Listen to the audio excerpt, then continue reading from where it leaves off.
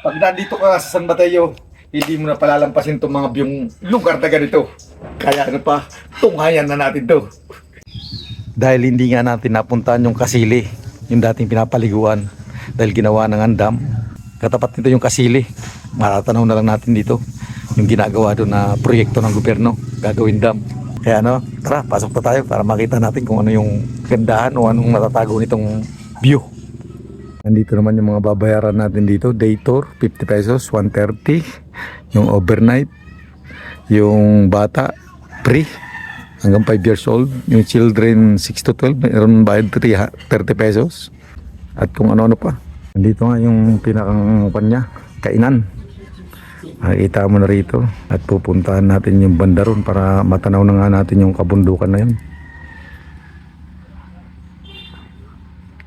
Yun nga, yung sinasabi ko sa inyo, yung dating pwede kang maligyo doon sa sitio Kasili na yun. Ayun na yung matatanong natin. Naging dam na siya. Pero sa view at view, napaganda pa rin niya. I-zoom natin para lalo natin makita. Ito yung pinakamaganda rito. Tanaw na tanaw mo na yung kabundukan. Dito sa view mountain na to. Bababain pa natin kasi mayroon pang mas malapit na pormahan. Panalong panalo. Pinakapaligid ng puno.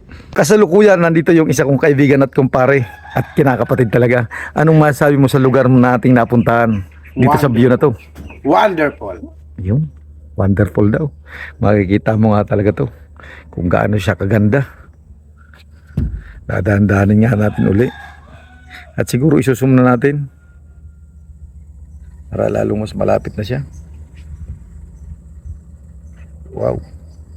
Nga lang yung mga proyekto ng gobyerno, maaaring makatulong sa tao, maaari din makasira sa tao. Gawa ng yung baha, maaaring dyan na magbula na naman sa dam. Sa aking palagay at nakita, kaya pala naging concrete road yun. Yung dati naming dinadaan, rough road tong lugar na to. Gawa ng, dun nga pala sa proyekto na yun ng gobyerno, yung dam na yun. Kaya para sa akin, kung ano man yung ating nakikita at nasaksihan, ito'y gawa ng tao at gawa ng kalikasan, pinagsama to. Ang maaaring mapirwisyo nito, yung kabahayan at yung Republika ng San Mateo. Dahil yung doon papunta sa mababaw na lugar. Pero panalo sa view, itong ating nakita at nasaksihan. Kasalukuyan itong ating napagmamasdan, ito hindi pa nag-ooperate. Gawa ng yung tubig nga, wala, maliit pa yung pinakampundo nito. Yung analysis nitong aking kapatid, pagdating ng panahon, pag nag-operate na, magiging maraming tubig na to. Maging lake na yan eh. Magiging lake na itong mga puno na to. Mawawala pala to. Wala yan. Di sayang yung Depende sa ano ng gobyerno. sayang yung magiging view nito. Masisirain lang. Ganun talaga. Kailangan natin ng tubig. Ito'y tirik yung araw pero yung lamig nandoon. Lalo na siguro pag gabi pa to itong lugar na to. Siguro parang nasa aircon nito. Andito tayo sa Alibangbang. Kaya sa Bangbang Ali. Kung may kasintahan ka, maganda mong dito siya dalhin. Kasi baka mapaibig mo siya. God. Ito'y pwede ka rin sumakay sa mga ganito. Ikutin mo yung kabundukan na rito. Yung babayaran pala dito, 3.5 isang oras. Makakaikot ka na rito kung saan lugar na to. Kaya marami rin silang ino-offer na kung dito, relaxation. Muli, nandito na naman tayo sa ating mga ginagawa sa buhay na simpleng-simple lang naman na kung saan si Mr. Peps ay matatagpuan dito sa, saan nga tayong lugar ga? Amianan Mountain Hug po.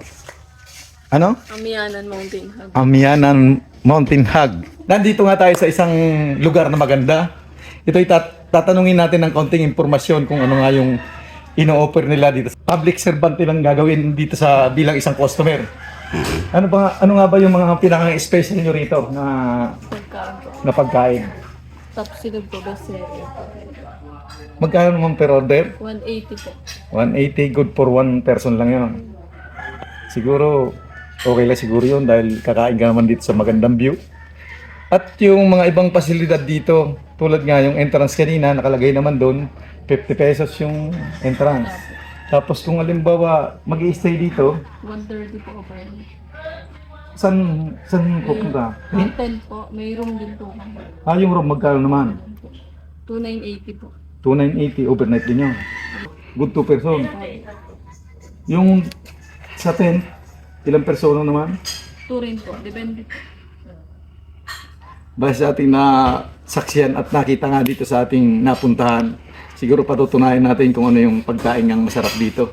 Doon sa sinasabi niya. Titikman na lang natin. Siguro dila na lang yung husga sa atin kung gaano nga kasarap siya. Kaya sa iyo, madam, maraming salamat. Konting impormasyon na pinagkalab niyo kay Mr. Pep. Salamat. Ito nga yung in-order natin. Total agahan pa lang naman. Breakfast for 2. Ito'y sari-sari na. May dilis, may tapa, 3 rice na may 1 itlog, at mayroon ng corned beef na may halong ng potato. Ito'y nag-aalaga ng 460.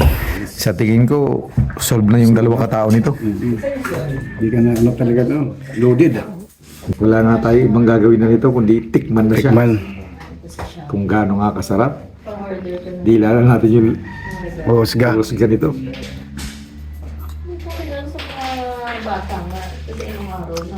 Unang kagat, sapul agad yung lasa. Gawa ng unang-una. Malinamnam siya. At yung beef niya, nandun yung juicy siya at malambot. Kaya ano pa, tara na. Ito nga munang subukan natin itong Si Kaya, sabi ni Ate Janet na lang. dilis. Si Ed, Kung magiging crispy nga siya. sabi niya, magkano ba? Sabi Ay, sumatunog. Sa lutong pa lang, panalo. sa inyo, gustong gift mo. Kaya maaari natin i-recommend itong lugar na to. Bukod sa masarap na yung pagkain niya, view pa lang, panalo ka na. Kaya ano pa, tara na. Ito naman, try nga natin siya.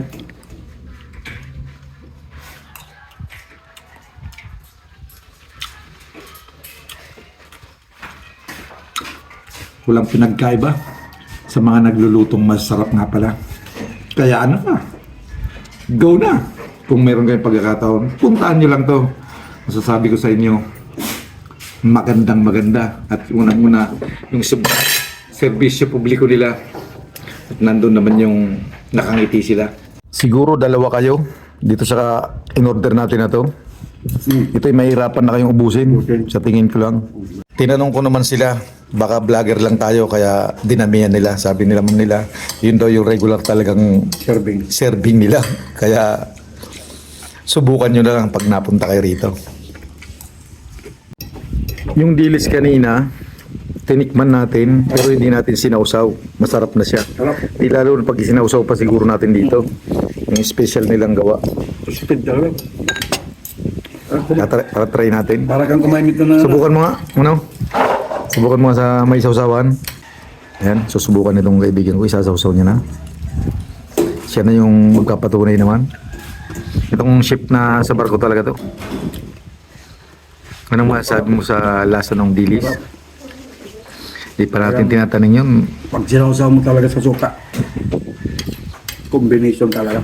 Sarap. Pwede. Nandito na tayo sa bayarin.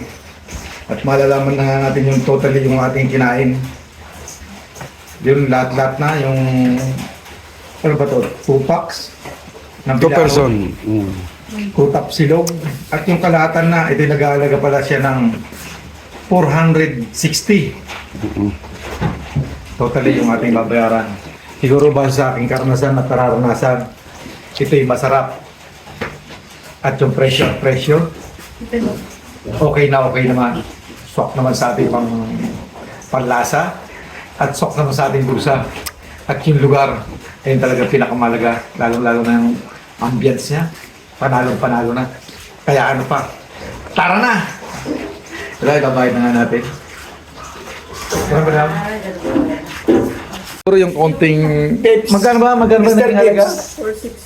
460. Siguro magdadagdag pa tayo ng konting karagdagan para sa tip na sa kanila dahil maganda naman yung serbisyo publiko nilang pinakita. Kaya man ng mga 100 pa. Kasi basta, sa totoo lang, barat naman talaga si Mr. Peps kaya yun lang yung abot nating makakaya. Tanggapin mo na to. Kasama na siguro yung sukli. Shoutout sa ating lahat. At muli magandang Umagang muli.